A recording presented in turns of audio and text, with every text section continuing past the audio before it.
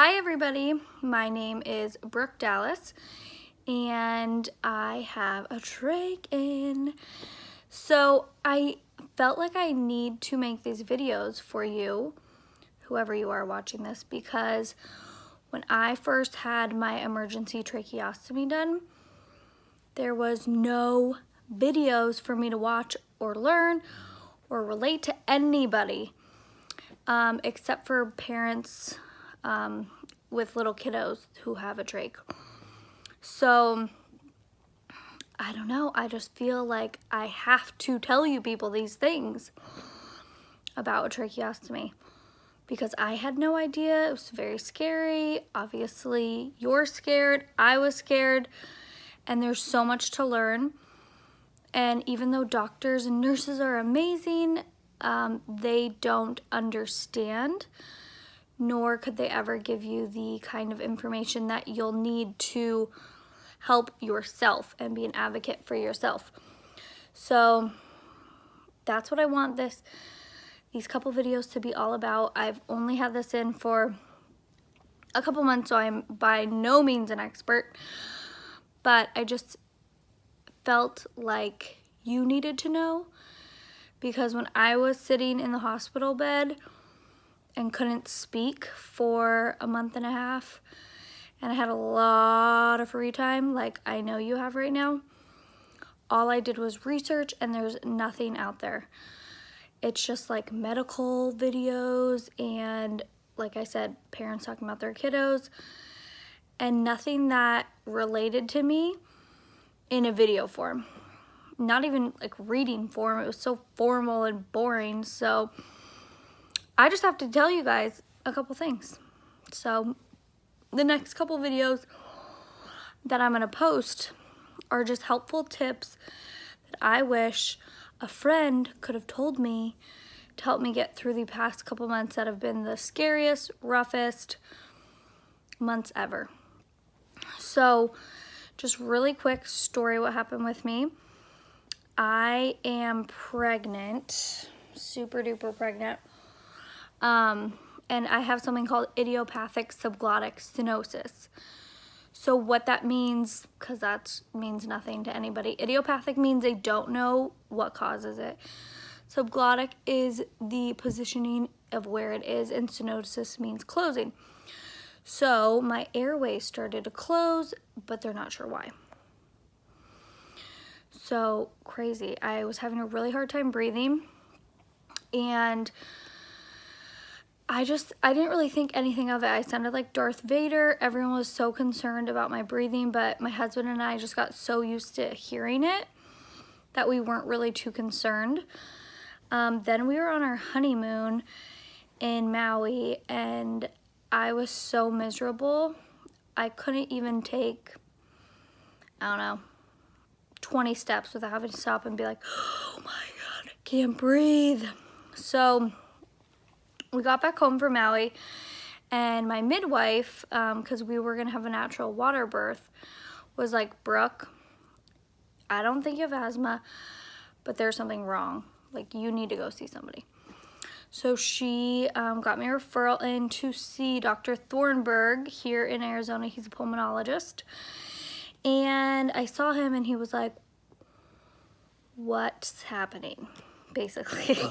I mean, he didn't say what's happening, but I could tell by the look on his face that he was kind of like baffled. I was 27, healthy, never have I been sick. Never have I ever had surgery, nothing like that. So we did a scan there just of my lungs. They're perfect. I was told that I have asthma. Don't have asthma. He told me to throw away all the medications I've ever been given for asthma and to go get a CT scan immediately, which was very challenging because I'm pregnant and they don't like doing that. So this kind of started my journey on March 28th, 2018, which is like not that long ago, people. It's June 7th today.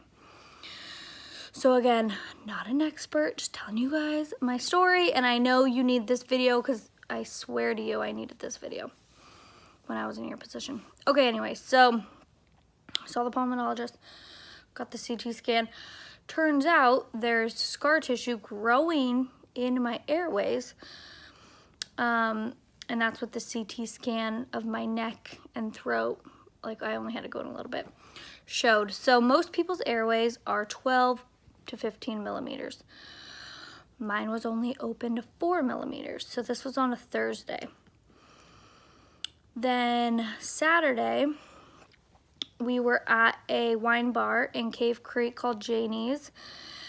And I was talking a lot that night, and I had my husband drop me off at the front door because I knew I couldn't even walk in without being like, oh my gosh, I feel like I can't breathe. So anyway, so I knew it was getting bad, but at least I felt comfortable knowing that like we were gonna do something about it.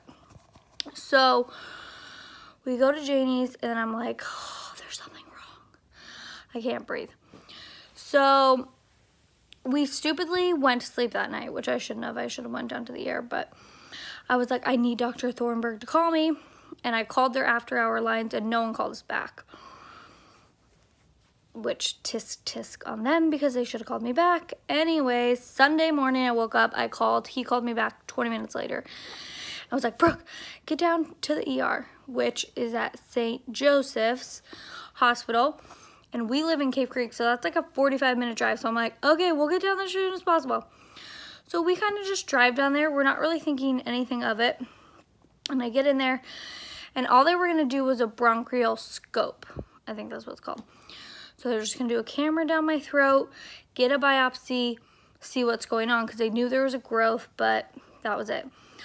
Well, that's not what happened.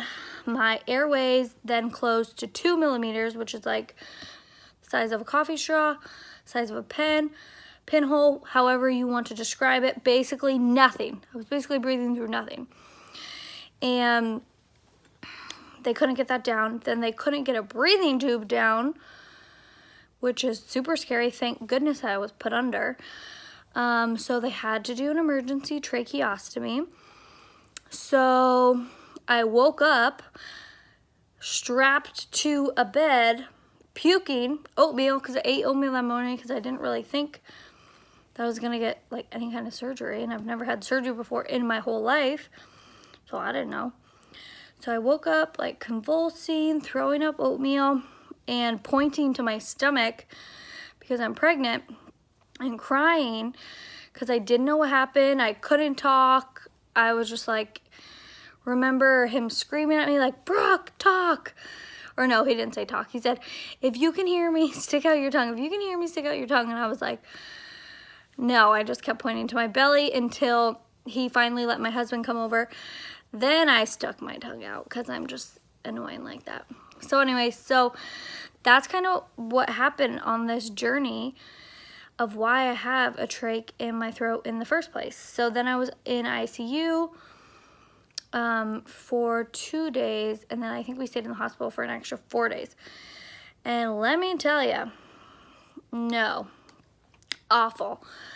I know what it's like to go through this stuff, and it's not fun at all. The ICU was awesome, but once we went to like the general floor, it was just, I don't know, like they come in, yes, they tell you what to do, yes, like they try to help you 100%.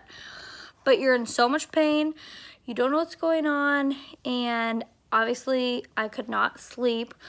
I was on the mist collar, I had like stuff hooked up to me all over the place, and it's scary, and they just don't explain to you anything.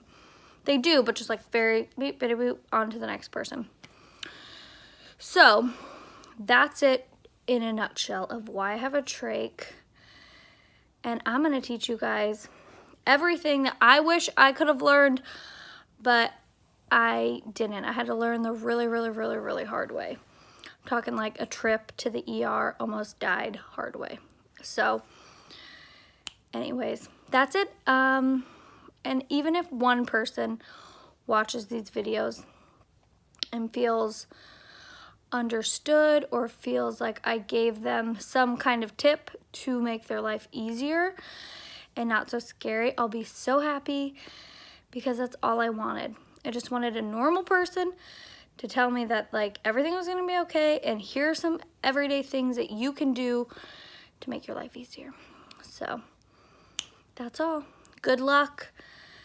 Keep hanging in there. Watch these videos. Don't watch these videos. I really don't care, but I hope you feel confident and that you can be an advocate for yourself and learn as much as you can about this, because it's nuts. It's really hard to get a hold of the doctors, and at-home nurses suck, and at-home medical supplies suck the worst. But I'll get into all that in more videos. So I just want to say welcome. If you're still watching this 10 minutes long, oh God, I better stop. Okay, anyways, hang in there. You're doing great. And if you can talk, amazing. If you can't talk, things are gonna get better. I promise. Okay, so have a good day. I'll talk to you guys soon.